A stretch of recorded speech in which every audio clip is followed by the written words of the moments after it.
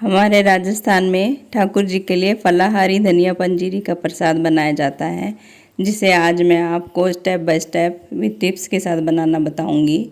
पंजीरी हमारे मस्तिष्क के लिए और पेट को ठंडा रखने में बहुत ही फ़ायदेमंद होती है। अगर सुबह के नाश्ते या दोपहर के खाने में हम 1 कटोरी दही के साथ में 2 छोटे चम्मच धनिया पंजीरी मिला के खाएंगे ना, तो ये पेट को एकदम ठंडा रखती है।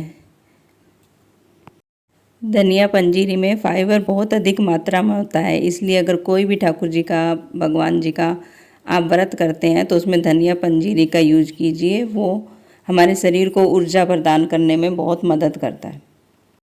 धनिया पंजीरी हमारी पाचन क्रिया में भी सुधार करता है और ब्लड शुगर लेवल को भी नियंत्रित करने में भी ये सहायक बहुत होता है। आँखों और त्वचा और हमारे हड्डियों को मजबूत बनाने में भी ये बहुत ही फ़ायदेमंद है।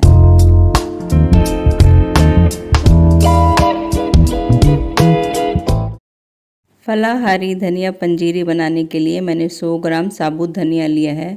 उसी के साथ ही मैंने मीठे ताज़ा फल लिए हैं और ये 1 कटोरी से थोड़ा सा कम मैंने चीनी पाउडर लिया है। 1 छोटा चम्मच बारीक वाला गोंद है, 2 तुलसी के पत्ते हैं, थोड़ा सा घी लिया है, थोड़े से अपनी पसंद के हिसाब से ड्राई फ्रूट लिए हैं। लगभग 1 कटोरी नारियल का बूरा भी लिया है मैंने। अब एक कढ़ाई में मैं छोटे 3 चम्मच घी डाल रही हूँ। बस इतना ही काफ़ी है, पूरी पंजीरी का प्रसाद हमारा बनके तैयार हो जाएगा। सबसे पहले हम गोंद को फ्राई करेंगे। इस प्रकार से फ्राई करते हुए हम इसे निकाल लेंगे।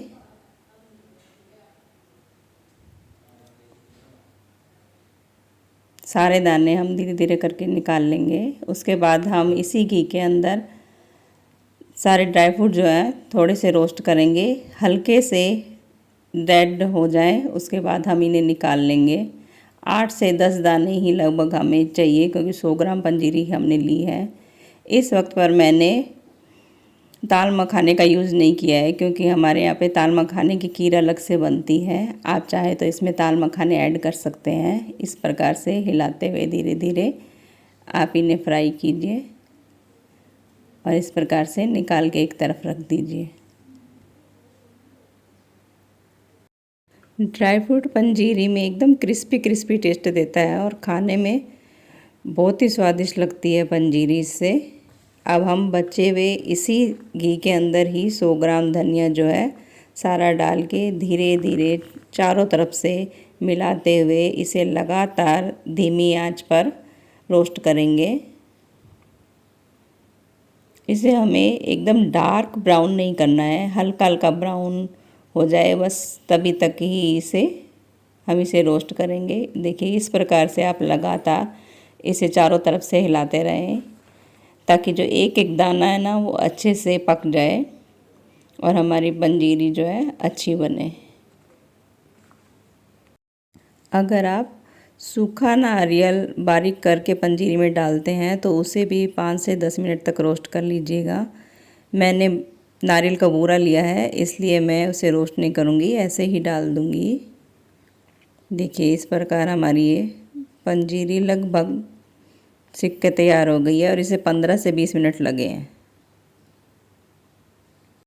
धनिया पकने की भीनी भीनी खुशबू किचन में आने लगी है। अब इसे 15 से 20 मिनट तक एकदम ठंडा होने के लिए छोड़ देंगे। ठंडा होने के बाद हम इसे ग्राइंडर में डालकर हल्का दरदरा पीसेंगे। इसे बारीक नहीं बनाना है, हल्का दरदरा ही रखना है। धनिया पीसने के बाद हम एक बड़ा बाउल लेंगे, उसी के अंदर ये सारा दरदरा पिसा हुआ धनिया हम डाल देंगे। अब धीरे धीरे करके इसमें बाकी रोस्ट की हुई सारी चीज़ें हम इसमें मिला देंगे। देखिए इस प्रकार से अब सारा धनिया इस बाउल में एक साथ निकाल लीजिए। अब मैं 1 कटोरी से थोड़ा सा कम चीनी पाउडर ले रही हूँ, वो इसमें ऐड कर दूँगी और धीरे धीरे मिलाते हुए इसमें एक साथ एक जैसा अच्छा सा मिक्स कर दूँगी।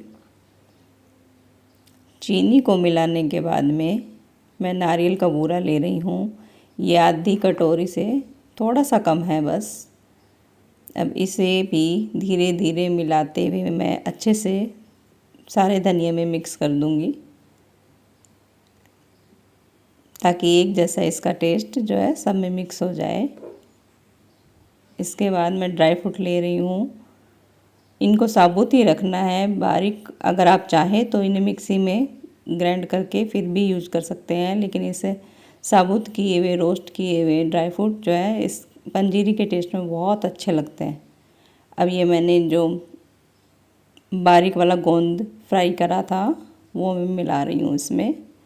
इस प्रकार से अच्छे से चारों तरफ से इसे मिक्स करते हुए एक जैसा कर लेंगे। धनिया पंजीरी को फलाहारी पंजीरी बनाने के लिए मैं ताज़े मीठे फ्रूट्स का इस्तेमाल कर रही हूँ।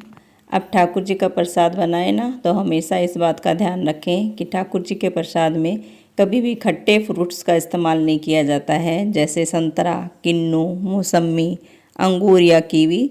इनके प्रसाद में नहीं डलता है, हमेशा ताज़े मीठे फलों का ही यूज़ होता है। इसीलिए मैं अनार, पपीता, केला, नाशपाती और सेब का इसमें इस्तेमाल कर रही हूँ। सभी फ्रूट्स को मैंने एकदम बारीक बारीक कट कर लिया है। अब इन फ्रूट्स को मैं एक एक करके धनिया पंजीरी में मिला दूंगी। धनिया पंजीरी में फ्रूट्स को मिलाने के बाद ये हमारी फलाहारी धनिया पंजीरी बनकर तैयार हो जाएगी। अब धीरे धीरे मैं चारों तरफ से हिलाते हुए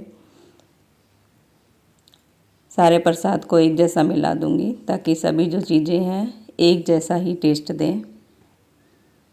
ये देखिए इस प्रकार से मैं इसे अच्छे से मिक्स कर रही हूँ।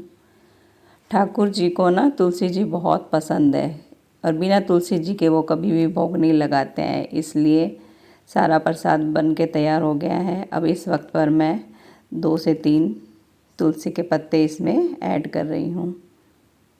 ये देखिए हमारा स्वादिष्ट, पौष्टिक और व्रत में बनाए जाने वाला ठाकुर जी का प्रसाद तैयार है। अगर मेरी बनाई हुई फलाहारी धनिया पंजीरी रेसिपी आपको पसंद आई तो इसे लाइक कीजिए। अगर आपके दोस्तों को भी ठाकुर जी का प्रसाद बनाना है तो उन्हें मेरी वीडियो शेयर कीजिए और आपका मेरे साथ बनाए रखने के लिए मेरे चैनल को सब्सक्राइब कीजिए।